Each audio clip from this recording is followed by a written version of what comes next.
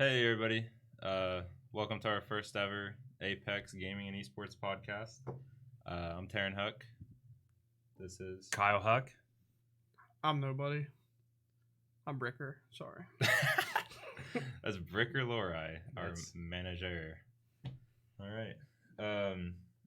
Well, if you don't know anything about Apex, it's a store that we started here in Southeast Ohio, Caldwell, Ohio, and we do gaming and esports. We do board gaming. We do Magic the Gathering. That's probably our main thing. We hold esports events. And Warhammer, and hopefully other tabletop games. And we just recently been getting into broadcasting. We try to broadcast our Magic events. And this is our first ever podcast. So, yeah. welcome to the jungle. So I'll ask questions. It's kind of weird for you guys to ask it. My question is, I remember the story obviously because I'm sort of part of the story. But what made you guys want to make a shop, especially in such a small town like Caldwell? Well, Kyle and I have played Magic. I've probably played for 6 years or so now. I started when I was a senior in high school, and Kyle played since he was in high school. And when I started playing when I was a senior, I told Kyle, "Hey, let's bust. I want to see, bust out your cards again. I want to play against them." I just went and bought a starter deck because one of my friends played, and I thought it was cool. And then I remembered Kyle played, and then I immediately loved it, thought it was so fun, and started playing it a whole bunch more. Got kind of addicted, and then eventually, Kyle and I kind of started buying collections and then turning around and flipping them. That kind of became like a side hustle hobby that we had. Kyle was the main one that was doing that, and then I would just go and kind of help. And then, well, Taryn went on a college trip to California and saw a esports kind of cafe, like an internet cafe where people were gaming. And Taryn's like, "Dude, this would be really cool to do, And so I was like, I got to brainstorming and thought, I have this space down here in the basement of my pharmacy that could have its own outside entrance and be its own separate business in place. Just needs some remodeling. So I started figuring all this stuff out, and here we are. We got about 2,600 square feet. We have 60 plus seats for tabletop gaming and Magic. We have a broadcast room. We have right now 3 Warhammer tables. We have 30 setups. Some of them are doubled up, so it's actually a little less than 30. It's more like 21 or something like that. Setups for gaming in the esports arena. And of course, our biggest thing is obviously the Magic the Gathering, buying and selling cards and collections. We do a lot of buying and selling. Still our bread and butter. Yep. So, I guess since you started the shop, and obviously you're adding the esports side, and obviously I work here, but I'm just asking it questions as though I'm an outsider. I feel like it's the best way to approach it. But what makes, I would say, this shop better than the others? Because me personally, I started in War of the Spark, which was a year ago ish, somewhere around there. I just had my first standard set rotation then. But what makes this shop a lot more different? Because I know one policy we have that I know is different everywhere else is we buy everything. They're kind of So a lot of shops, they're smaller and they're comic book stores, that kind of hobby shop, and they have a specific following.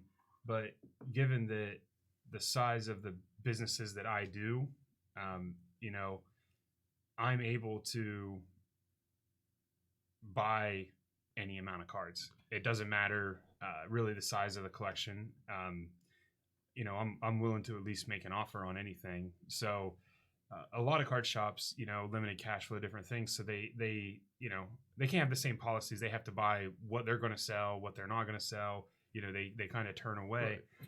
Whereas, and the other big thing for us is we sell online, so we're not scared of cards that aren't going to sell in our store, because if they're going to sell in our store, we pull them and keep them in our store inventory.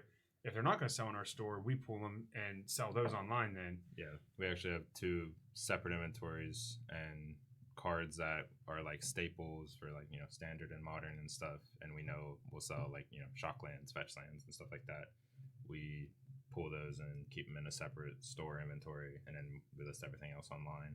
And then players who still, might want those cards can still search our online inventory very easily. So, right. So one side that you didn't approach there is like, obviously we have exciting stuff coming with like esports and whatnot, and shout out to G Fuel and stuff like them for sponsoring us. But that's like one of the main things that I noticed, because I've been to like a couple, like one time just like walked in and it was just like Magic and like Warhammer sometimes, but like people walk in and we just have a bunch of Alienware PCs and like Xboxes and like monitors and TVs are everywhere. So like, can you somewhat describe like the atmosphere that you want to present to people when they walk in for the first time? Yeah, we said right when we started that if we did this place, we were going to do it really nice and have premium stuff, like premium setups, premium, tables, like interior was going to be nice and everything, lighting, like, and I think we've done that pretty well. And we also, we want it to be competitive. Like, we want you to feel like you can come, like you come here to like compete with other people and stuff. It was more about the, there's obviously friendly games that we play, but we wanted it to be more about the competitive approach to like gaming and esports. Yeah, if you're not going to do it really nice, then I feel like you're probably making a mistake. One thing with gaming, and that kind of worried me about doing it, was bringing legitimacy to gaming. A lot of people, they think of gaming almost a little bit outcast, and it's starting to become a lot more mainstream. You're seeing, Fortnite winners winning millions of dollars, and sponsorships, and people are making millions of dollars. I think it was $175 million last year were awarded in esports scholarships to college. Dude, Call of Duty actually has like a rule now, because they've officially like went franchising, that like a player minimally has to be paid like $56,000 a year, which is I wonder if they have like a lot. I wonder if they have like salary caps and stuff like that. I haven't looked into that much. I honestly, I haven't either. I would imagine there's something in place, because like, I don't think you just generally ever set a minimum. Did you guys hear about Shroud and Ninja? The Mixer shutdown? Yeah. So like, is it Facebook is buying Mixer? So really what's happened is, from what I've been able to see, obviously it's like new and information. Every media is just trying to plug information out there, so you got to like pick and choose what you look at. But from what my understanding and what I've seen, it's like Mixer is merging with Facebook, and they offered Shroud and Ninja like double what they were going to make. Wow. And they actually both declined. Wow. So due to their contract being violated, because like Mixer shut down, or like violated might not be the right word for that, but because Mixer shut down, their like 3-4 year contract just got paid out in full. Yeah, and so they basically just hit the lottery. Yeah, wow. Ninja got paid like $30 million or something. And Shroud was like $10 million, and they that was for like 4-year contracts, and Mixer didn't even last the whole year after doing that, and then it was like a super bold move. They tried to buy him out from Twitch, so they would steal a whole bunch of Twitch's audience, and it didn't really work out like that well. Like, yeah, they got a lot more viewers, but obviously they're shutting down. So yeah, but and then they just hit the jackpot and cashed out. And I think Shroud literally streamed on Twitch last night. Did he really? I saw a tweet. It was like, "Yo, going live on Twitch soon" or something like that. It might have been Ninja. Wow. I can't remember. Right. I saw Summit was the best one. Summit 1G that I seen explain it, and he was talking about. He's like, they kind of just like hit the lottery. Yeah. Like one of the things they did was like moving to a new platform. They're like, you're going to take a hit on growth because like Yeah, because a lot of people just love Twitch. So like even if you move, some will watch you every now and then, but they're going to stay on Twitch and just kind of find somebody else. Like because Twitch still has like Tim, Dr. Disrespect, and like all them guys that people love to watch that kind of I would say fit with their like humor and play style. So it's kind of like whatever. But yeah, some of it was just like they just took a vacation basically. They went, they streamed to a smaller audience, they did whatever, and then like months down the road the platform shut down and they got all this pay and now they get to pick where they want to go again. And it's just like crazy. But yeah, so back on where we yeah, were. Back to what we were talking about the niceness of the store. It's just really everything in here is top notch. You know, the from the remodel, the flooring, just everything we did it top notch. Looks very, very nice. All the equipment's top notch, and you know we've tried to bring some more mainstream legitimacy to the gaming industry. And so people come in, and that's one of the most common reactions that we get when people do come in. They go, "Oh wow, this place is really nice," and like I wasn't like expecting that, you know, which is the stereotype we want to break because that's the stereotype of gaming stores. Most games where you go in, it's dingy, and a hole in the wall. I mean, we kind of when you think about it, it looks like a hole in the wall, but when you walk in, it's just like completely different. Well, it was literally a garage. It was a garage. Yeah, it's kind of because I was here when we remodeled, and it's kind of for me, it's kind of crazy to look at like what the floor was and what it is now, and then like the expansion because obviously that garage had 2 entrances, and like we just like both garage doors got taken out and put with a concrete wall, which was like really nice. But so going on, we have started to branch out to Warhammer. Warhammer is something I believe none of us really really know about. I just seen it at the Parkersburg shop before. Right. That's the only time I've ever seen it. I just played my first game a couple weeks ago and actually had a blast. Yeah, it was a lot of fun. There was quite a bit of strategy involved with and not like, of course, the more you play, the more you start to learn, but where you deploy your troops. And it was really cool because I was able to split. I was playing Tau, and they're a long-range army, and he was playing Space Marines. So I was able to keep my troops split and split his troops up, which was good for me and bad for him because he didn't want to be fighting my distance on 2 fronts. And at the end, it was, you know, we played for like 2 hours. And at the end, he was like, I think you know, because we weren't quite done, but we had to go. Right. And he was like, I think you had the tactical advantage on that one because he was pretty much out of troops and just had his leader left. But it was fun.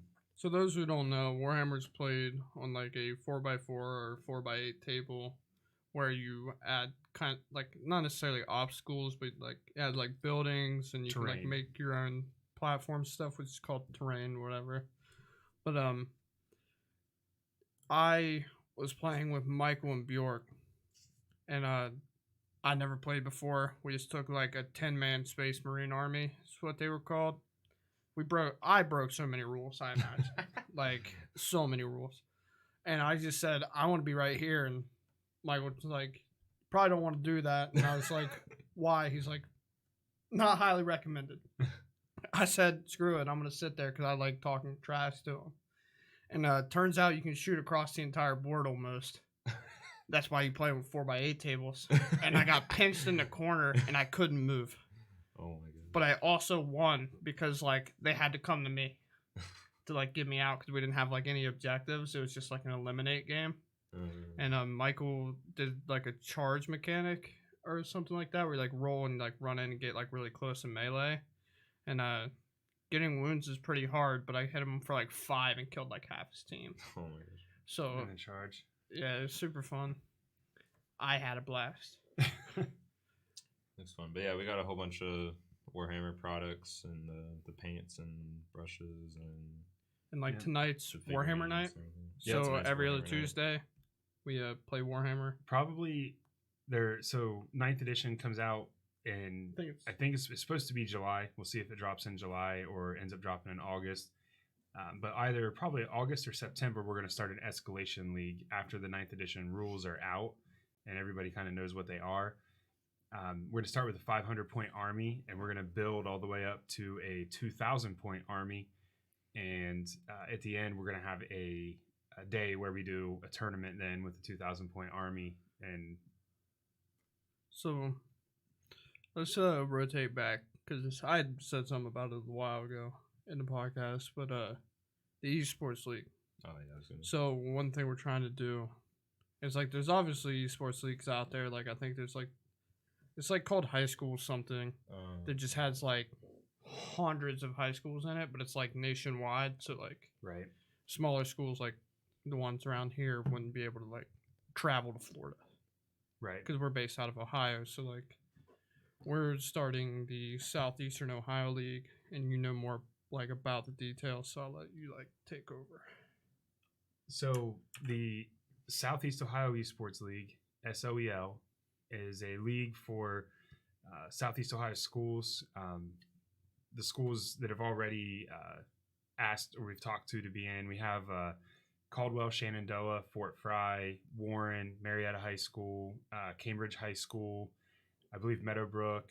We're talking to John Glenn, Belpre, Monroe Central. There's a lot of schools down here in this area that we're talking to, and one of the main goals with the Southeast Ohio Esports League was to change the way high school esports is played. So you can play high school esports. Obviously, you can just play online, right? You can get into a room, you can just get your game going and start playing people from different schools. You don't have to travel anywhere.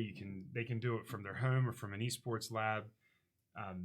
And it's not like a real sport then. You know, it takes a little bit away from it, in my opinion. Yeah, it's just like playing random pub like online matches, yeah. Right. So what we're wanting to do is change it around to where we have invitationals, like cross country, like track, like, you know, where you actually go and have meets and games. And we've talked to Marietta College, we've talked to Muskingum College, and here at Apex, we're going to have invitationals for these games. So the kids, you know, it's like a sport. They get out, they come, they socialize. We have the events here or at one of the colleges, and the colleges are actually excited because it's a great opportunity for them to recruit, yeah, you know, get these kids to possibly want to go to their school. And both of those colleges that we mentioned are very close to us, and both have esports labs and esports teams. So yeah. Yeah, they're basically like a lot of the matches, you know, like regular season matches would just be played like online, but you'll still know who you're playing against. Like, you know, it won't be playing against a school in Ohio that you've never heard of. It'll be or a school in Florida or California. Or, right. Yeah. It'll be like, okay, it's Fort Fry versus, you know, Caldwell today. And it's like, and then you know a kid on that team probably, and, you know, it's a rivalry. And, you know, I mean, if I'm playing and I'm, you know, playing mid lane in League of Legends and I dumpster a kid from Caldwell, I'm probably going to say something about it. Whoa, hold up, bro. Let me stop you right there. We need to start an Apex League, like an Apex team as well. If you ever talk smack on Caldwell like that. So just a little bit of history here. Bricker is a Caldwell High School grad, and Taryn and I are both Fort Fry grads. Yeah. And I actually coach high school football at Fort Fry. So we're definitely a little bit of rivalry there. Especially because when, like, I don't remember exactly when Taryn graduated, but we were, like, you're 1 year relatively close. Like, I'm pretty sure we played against each other. You were 16, right? Yeah. But the thing was, like, they were good, we were good. And, like, generally when we played each other, we were both undefeated. Yeah. And, like, in football, we had dumpstered the rest of our record. So, like, nobody knew who was going to win because, like, we were all winning by, like, 40-8. Yeah. And then it's just, like, now we're going to start hitting have each other. Real game. Yeah. We had some crazy games. But it'd be sick. It even went deeper because it even goes deeper because Kyle obviously said he coaches, but he's really good friends with the Caldwell coaches. Yeah. Kyle lives in Caldwell now. Yeah, I live here in Caldwell. So it's just like there was even more of a level in the coaching standard than like, because generally our rivals always been like Shenandoah, but with the coaches knowing each other and like us always being undefeated when we play each other, at least when I was in high school, Fort Fry kind of like became the rival. There is still people your senior year. There are still people that tell me that that's the best high school football game they've ever seen. It was 2 undefeated teams, Fort Fry and Caldwell. I think both teams were 8-0 or 7-0 at that point, and it was, and Fort Fry ended up pulling it out 15-9, and Caldwell. It's crazy because Caldwell threw a pass into the end zone last play of the game, and the receiver that they threw it to actually fell down. So the defender left the receiver. The receiver stands up, and he's wide open in the end zone. And then the defender realizes it as the quarterback throws a little floater to him. I'm calling him out. That was Jack Reinauer that dropped that pass. I'm not. If he ever watches this, bro, he's getting called out. Tanner Clark threw him a little dink pass, and well, I could have hit the him. Fort Fry defender. If you watch it, he just gets a finger on it, and the ball was falling in, a nice little, kind of like a little spiral, just a little floater. And the Fort Fry defender gets just the tip of a finger, and the ball kind of wobbles and changes direction a little bit. It was like almost like kind of too easy, right? In a sense, where it was just like, and then some like just changed just a little bit. Yeah, and really then that changed, and he dropped it. So Fort Fry pulled it out. I didn't to play, go, by the way. And then Fort Fry continued on. Yeah, Bricker didn't play. He had a hurt knee, and so Fort Fry continued on that year for their first 10-0 season since 1975. So it was an interesting season for sure. But anyways, back to we got so off football. We're hoping to get that league started. It's gonna be like a non-profit organization that. We're currently forming it right now. We're working on it right now. We have like a Discord server and stuff that we're getting a lot of the teams on board, a lot of schools. And we've got to give a shout out to Isaac. Yeah, Isaac. He's from awesome. Marietta. He's really helping us with all of this. He's kind kind of of founded the process. Marietta Esports team, and he's really been one of the driving forces helping us get this stuff done. He got the whole Discord server set up, and he's been contacting schools and recruiters and everything. So, but also on the esports side of things, we've had some sponsors approach us. National Guard wants to sponsor the esports. G Fuel wants to sponsor esports. So we're really excited about the opportunities that we're going to have. Some of the things we're talking about doing with the Southeast Ohio Esports League is having scholarships for the winners, so the kids, that win can build scholarship money that can be given to them when they graduate high school. It might not be. It might end up being. There's some legalities there. It might not be scholarship money. It might be prize money. There's, like I said, there's a little bit of legalities there. How we have to do it. We'll have to see. Attorneys are advising us on this stuff. Yeah, it definitely helps parents. Yeah, I would say allow their kid to join esports. Yeah, for parents, it's like you're gonna play video games. Not like, no offense, obviously, but like, for example, most people around your age, Kyle. Oh, wow! I just got slammed. Kyle's a millennial. What do you mean? Yeah, how old are you? Are you a millennial? It's under 30. I'm 36. You're over the edge, bro. It's over. No, I'm sorry. It's over. I'm sorry. I mean, what I'm saying though is a lot of parents tend to think esports or like gaming's a waste of time, but really, like you've said before, people have been making millions of dollars playing, but it's also like a hard thing to get into. Like it's not easy. Not everybody's going to make it. Obviously, which is kind of like, that's just like anything. You play basketball, not everybody makes it in basketball. Yeah. I mean, to help. Just if you can be a part of a team, you might not be a football guy, you might not be a basketball guy or cross country or whatever, but if you can still be a part of a team in high school and learn some of those traits, learn the responsibility of showing up on time, teamwork, of respecting your coaches, respecting your teammates. There's a lot of things that sports Yeah. teaches kids, Accountability. and it's not just there's a hard work. There's a how good do And- you want to be? How good do you want your team to be? And it hits a different group of kids too that there's Maybe aren't interested in exactly there's the a lot of physical kids sports. that aren't aren't athletically gifted or just don't care, don't find it fun to play the physical activity sports and stuff. And there are a lot that do, like We have obviously- a lot of kids. Well, we like- had kids in here that were on the Cobble Esports team that They- be in here on Friday before a Friday game yeah, wearing and a then jersey. go play, and then go play Right. football. Yeah, wearing a football jersey. I mean, like Breaker was a really good athlete. I was Yeah. a mediocre athlete. Yeah, so I can't remember exactly. It might have even been TJ, but I remember him telling me a story about me necessarily, and it was like I played 3 sports. I played them like all the time. So like when I was running track, I was lifting for football and like shooting in the gym for basketball. Yeah. But he just thought I was like football player, like hung out with those dudes. But then in CAD class, I started playing Magic with him. Gamer. Yeah, Right. and I just like would talk about games and how much I love them and stuff like that. And he's just like, "Oh, he's just a nerd."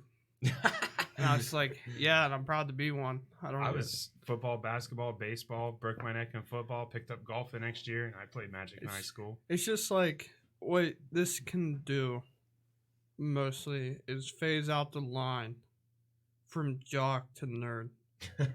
Like, as like weird as it is to say it that way, but like you're gonna start getting these people that like sit together in groups. Yeah. Or like in the lunch line Who would have randomly, never like interacted with somebody that they never talked to, instead Right. of awkwardly standing there, be like, "Oh, dude, that game we had last night Yeah, on that like was sick, Fort like, whatever."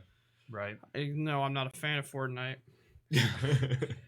These kids are crazy, dude. They're wild. Oh my gosh. So, Do do you we want want, to I talk was about gonna say, spoilers you for want to switch last? over to some of the spoilers for a little All bit? right, we'll talk about some Magic spoilers now. Kyle's got some pulled up on his computer. Yeah. So I've got the spoilers pulled up. So we have a.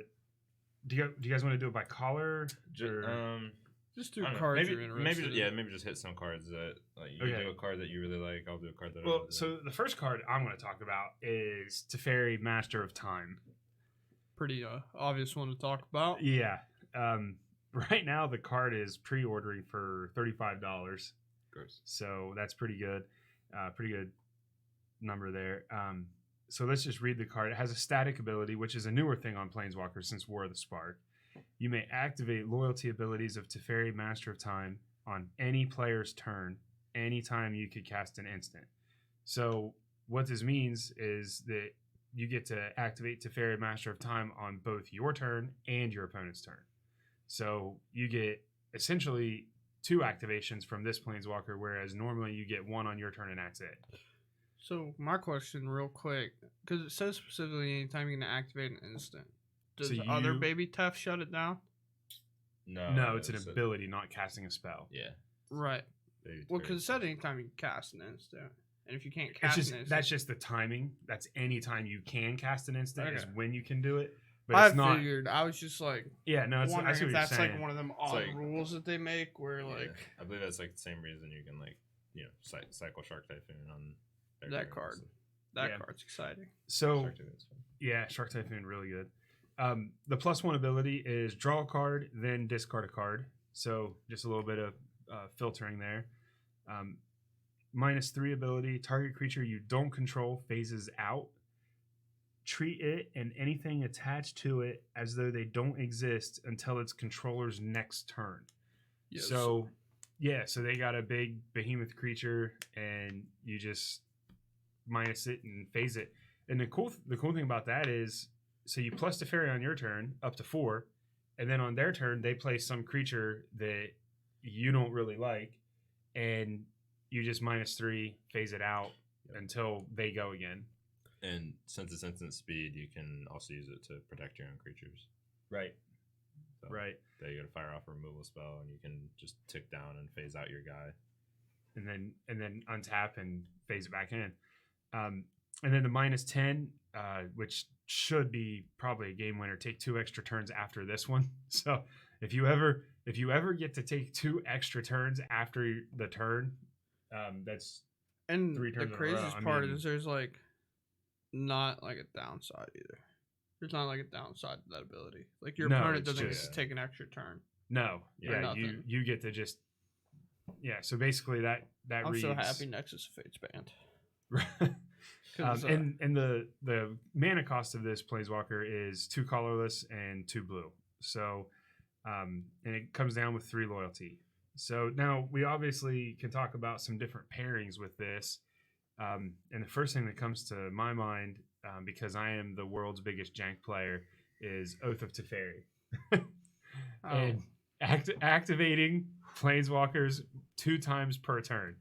So and then I could see this in some sort of a control-y kind of deck, or just a Planeswalker Matters deck where you just jam a whole bunch of Planeswalkers and use Oath of Teferi to get insane value out of them. But yeah, with Oath of Teferi and your opponent not doing anything, you would plus Teferi twice in one turn, plus it twice the next turn, plus it twice in your turn, plus it on your opponent's upkeep, and then ultimate, which means that your opponent finishes that turn, and then you get 2 turns after that. Now, this is another card. It's right next to it on my screen, and Taryn mentioned this earlier, discontinuity. So to take that combo a little bit further, you minus Teferi 10, you ultimate Teferi, and then play discontinuity and end the turn. So just end their turn. So your So opponent, yeah, just upkeep, alt Teferi, so you get 2 extra turns, and then just discontinuity in their turn, and then now it's like you get 4 turns because you had your turn, you just ended their turn, you get 2 extra turns. Or is it 3 then? It You would get be 3. 4 because you just took your turn. right? You Yeah. And it then would you're go ending to there, your so they turn. never got a turn, and then you're Yeah. getting your Right. turn plus the 2 extra turns. Yeah. Right. So you would in theory get 4, even though you kind of like will take that turn off to cast continuity, Right. in a sense. So Right, like right. you're kind of like the very first turn Still, you like, have is like Yeah, still not like really doing Nexus anything. was really good, and you take the turn off to cast it. You know what I mean? yeah, Right. you looted twice. So Right. like So and if you do that on upkeep, you actually stop them before their draw phase. Yeah. So you're Oh no. you do it on Oh, wait. untap, you can do it on untap. You can stop and them before they Yeah, draw, untap, and you just end their upkeep, draw. turn, Yeah, and wow, it's just yeah, Yeah, like the draw untap, phase. So yeah, upkeep, draw. so unless they already have an instant in hand that they can cast or some ability that they can do, then it's really like a time lock. They do get to untap their mana. Yeah. There's no stopping that. So because that's the first phase that happens. But I mean, essentially though, you could potentially stop them from Let's say drawing a worst comes to card. worst. They counter your spell, and then like Their mana's done. and Their then turns they're over anyways. they're down mana that turn. Right. Yeah. So So anybody else have? the other thing that card I think is going to be a house in is like Commander. I Oh, don't play yeah. much Commander, And the but turn. you play a 4-person Commander game, it can tick up do Oh, whatever on on everyone's all yeah, Teferi. It's on on all every turns. single Yeah, turn. that's Kind of super like how good. like Smothering Tide's like a house in there because like you get a treasure token for like everybody's turn if nobody Yeah. pays. Yeah. Like that's just So- the same. Do you guys want me to pick another card? Because I think another card we need to talk about is Grim Tutor. Grim Tutor being in That's insane. standard Pioneer stuff like Yeah. that. Yeah. Yeah, Grim Tutor is pretty insane. Now, So- standard, I don't know if it's going to really be able to bust the card technically. I think Pioneer is where it's going to like really be scary. Well, Because so- you're just going to be able to grab whatever you want. yeah, but I mean, Ugin is back in standard. Right, but like. So I mean, depending on what the deck you're playing, but in Massacre, I mean, there's a lot of creatures, but let's read the card. Grim Tutor, 1 colorless, 2 black, sorcery. Search your library for a card, put that card into your hand, and then shuffle your library. You lose 3 life. So 3 mana, lose 3 life. Get whatever card you want. You don't have to show your opponent. There's no revealing. You know, a lot of times there's a drawback of, hey, now your opponent can prepare for something. It's just 3 life. Yeah, it's just 3 life. No, So it's definitely a sorcery, right? it's a sorcery. Yeah, sorcery. So, and right now it's going for $30. It's a mythic. So, but I mean, it's so powerful. Yeah, that card seems just Playing 8 copies. If you play, I mean, theoretically, you could say 8 copies of whatever card if the card's that important in your deck. But if you run 4 copies of the card and then run 4 Grim Tutors, that's essentially running 8 copies of a card. Yeah, it's just that they cost 3 more and cost you 3 life, right? Right. But sometimes it doesn't matter at that point. But if a card is that important and that good, and just now in standard, what are you getting, right? And like I could even see this card played in modern. I mean, there's Oh yeah, Did we for just lose the sure. camera? I think No, I think it just. that one kind of goes without question in modern. But I was saying I think in standard it'll be good relatively, but like I don't know if it's going to be as crazy because you're not going to be able to grab something that turn and jam it. For example, like Lotus Breach or whatever. They're able to make a bunch of mana constantly. They can just like cast a hidden strings and be good. And go get Underworld Breach, play Underworld Breach, and then they win. right. So now they not only do they have like 7 copies of it already, with like Fae of Wishes grabbing it out of the side.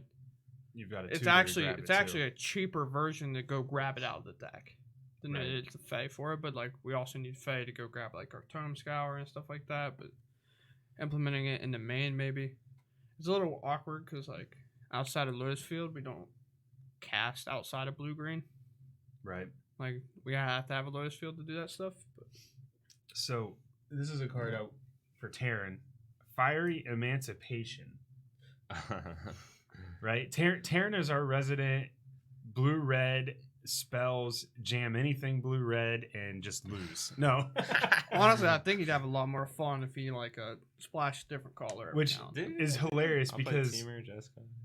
I tend to give Terran a hard time about it and tease him. And then here the other day, I came to a Friday Night Magic for standard, and I had blue-red flash. Yeah. That isn't Yeah. flash, and I won the whole thing. It was great.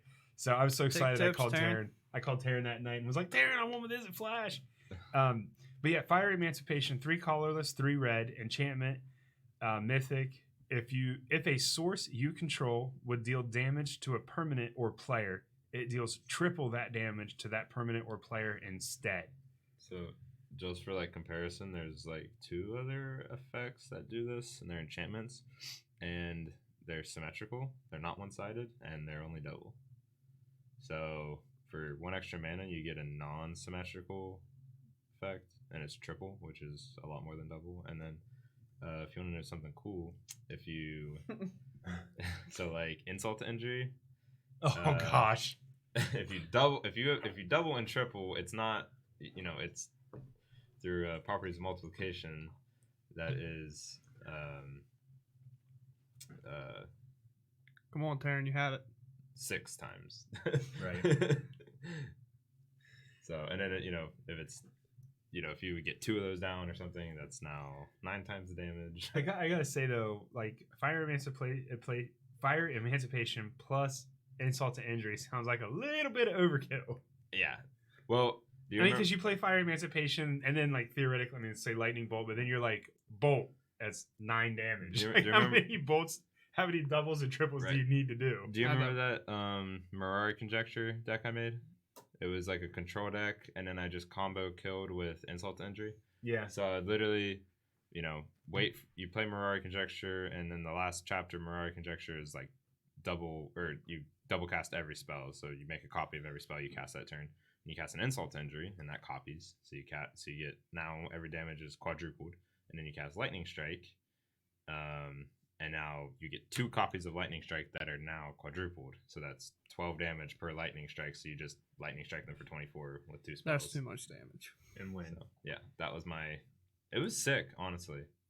It's kind of a cool card. I feel like it veers a little more on the side of like a jank card. Yeah. There- But in now- Commander, it's... Steamkin, you can like get to it a lot quicker. Yeah, true.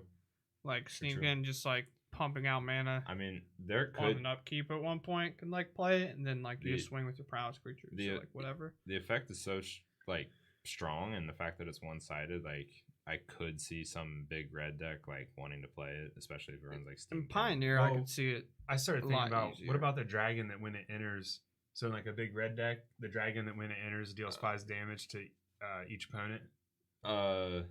Well, there's the new dragon that whenever a creature enters, it deals damage equal to its power now.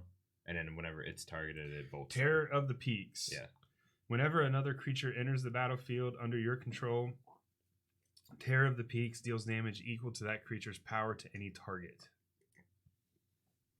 So and then it bolts him if it gets targeted, right? And something like that. Yeah, spells your opponent's cost that target Terror of the Peaks cost an additional 3 life. One card I'm excited about is Bonder Prodigy. Or that might not be right. That's Bound. that's blue... the last card. No, that's last set. Cannon Bonder Prodigy. Yeah, not that one. The blue and the colorless anticipate, like the worst anticipate, but like if you cast it from anywhere else. Let's see the truth. See the truth. Yeah, Yeah. I don't know why I said Bonder Prodigy. Oh, see the truth. Okay, so Breaker wants to talk about See the Truth. 1 colorless and a blue sorcery rare. Look at the top 3 cards of your library. Put 1 of those cards into your hand and the rest to the bottom of your library in any order. If this spell was cast from anywhere other than your hand, put each of those cards into your hand instead. So, real quick, we'll just break it down in standard. You got Light Up Stage. You have the 5 mana one that Teamer Adventures always plays. Into the Wild. Yeah, Into the Wild, which like lets you play extra lands and then like you just cast from there. In Pioneer, you have like the Mirror Inverter. Might eventually end up playing it because you play Baby Jace. You actually play 4 of them.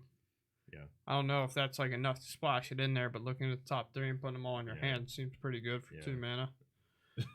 But there's also a mission briefing. Oh no! I freaking love that card, but it's never like been very good for. I mean, it's not very good, but I like it a lot. So I like it a lot. I would be pumped if some kind of control deck used that. And then the new Big Chandra exiles the top 3 cards. So a deck that's been kind of dead for a while in Pioneer. What is the Phoenix list? Yeah. And if you just play Finale. You just play Finale. Yeah, Finale. And now you just basically casted a Treasure Cruise. Yeah. And whatever. Now you like reloaded your hand, so if they wipe the board, now you have just like 3 or 4 more cards. You get a bunch of spells, and you're going to be bringing back your Phoenixes. So now you have a board full of Phoenixes and a board full of spells off of that, or in a handful of spells. So a spell I want to talk, or a creature I want to talk about is, I think this creature is really pretty busted. Gadrak the Crown Scourged. It's a 3 mana, 2 colorless and a red. Legendary creature dragon, rare. This creature has flying. Gadrak the Crown Scourge can't attack unless you control 4 or more artifacts. At the beginning of your end step, create a treasure token for each non-token creature that died this turn. So, I mean, I just think you can play a Artifact Matters deck, and you get to jam 3 or 4 of these creatures in there that are 3 mana 5/4 beaters. Yeah, I mean, and there are good artifact spells to play. I mean, a lot of good ones, like in Pioneer, especially where you just start like. Well, you go back. You to can Pioneer, do the blue, red, and Bowmat Soul Courier. list. Yeah, blue, red, and soul's already. It's already good, and a lot of stuff you're doing is making artifacts do stuff. You just splash a little bit more to play this 5/4. A 3 mana, a 3 mana flying 5/4 that has other benefits is just a beater. It's legendary too, so it can help Mox Amber produce mana. Yeah. Yeah, so, it's just other. Couple other cards we can mention. I don't think it's going to be a big player in Standard, but Azusa Lost But Seeking. I guess we'll see. For Azusa to be super, super effective, I think you got to have quite a few lands in your deck, and you got to have quite a few ways to fill your hand back up. So maybe some sort of a blue-green or maybe Teamer with that, being able to cast that See the Truth or something like that to fill your hand back up. This is one thing I've always had with the cards that put a lot of lands into the battlefields is great to ramp, but then you just run out of cards in your hand. Right. And you really got to have some sort of an engine in those decks to keep going. The one thing it does help is the Throne of Eldraine lands. Them always kind of help because now you can at least like scry / use the black one to draw cards if you need to.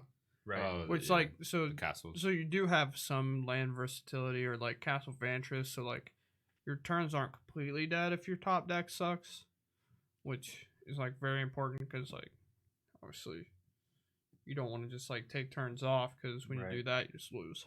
But what is interesting is this does put Azusa in Pioneer.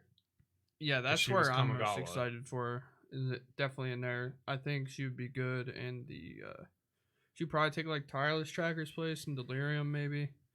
That I could be wrong about that, but Delirium's just trying to get to Emrakul, and if You you just can dissed just like, my boy. Well, huh? You just dissed my boy. No, I love Tracker. Tireless Tracker. It's one of my Crucible and favorite cards. but- Crucible Worlds, is that in standard? No, it rotated out it's in with Pioneer. like M19, I think. Yeah, but it's in Or- Pioneer though, so It is in so Pioneer, yeah. With the Crucibles, really. So you can kind of do you don't like have fetches, but you know you can still get value. And there's and you do have things like Lotus Field that would sack your lands and then you can to like bring them back. and then also Field of Ruin. Yeah, Field of Ruin. Field of Ruin's a good one with it. And Fable Passage. Right. Heroic Intervention is a 2-mana instant green permanent you control, gain hexproof and indestructible until end of turn. Back when this card was in standard before, it was just a huge board wipe saver For And- sideboard. Yeah. So And there were times where people were even running it in the main deck. Oh, I mean, just so good. So the only thing I'll see, that card kind of has a counter now with the Shadow Spear. It's just like a 1 mana, all your permanents lose hexproof and indestructible. So I feel like if we start seeing that as like 4-ofs in decks, or like becomes a problem for these decks, really doubt they'll just like I start doubt playing the 1 mana. I doubt you enchantment. see it like 4-ofs in main. You might see one in a main and the majority of them in a side that they'll bring it against control. Right. But one thing where people underestimate it is in the creature versus creature battles. You get a board and you swing out and get your opponent into a pickle and then give all your creatures indestructible when they block, and now you've got a problem. So, Right. Scavenging Ooze is back now. 2 mana, rare. The Uro Eater. The is what I'm Uro calling Eater? that. Yeah. Exile target card from a graveyard. If it was a creature, put a +1/+1 counter on it.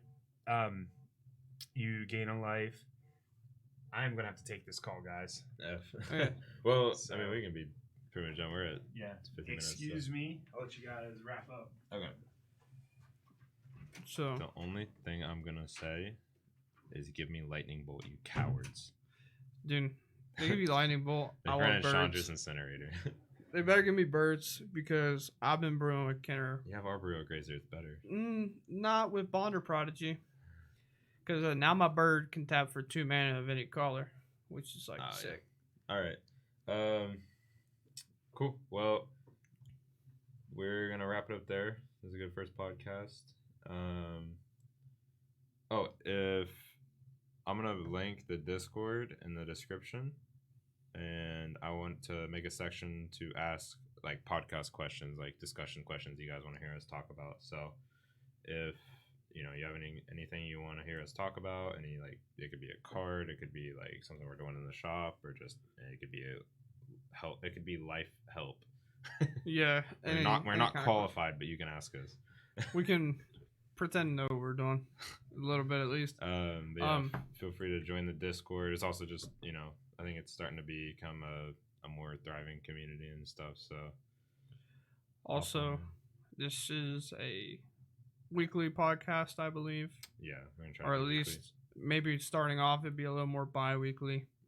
We kind of have to fix the schedule up a little bit so Yeah. we can all kind of be on the same page. Plus, like, you guys are going on vacation, so Yeah, we're going on vacation next week. Yeah, and then any recommendations you guys would have for just like our stream setup, or just anything we could do to improve the podcast and the stream and stuff. We might try to live stream these too. right be once fun. we get Have a some little more. Twitch chat interaction. But cool. I think that's it. That's gonna be all for us. See ya.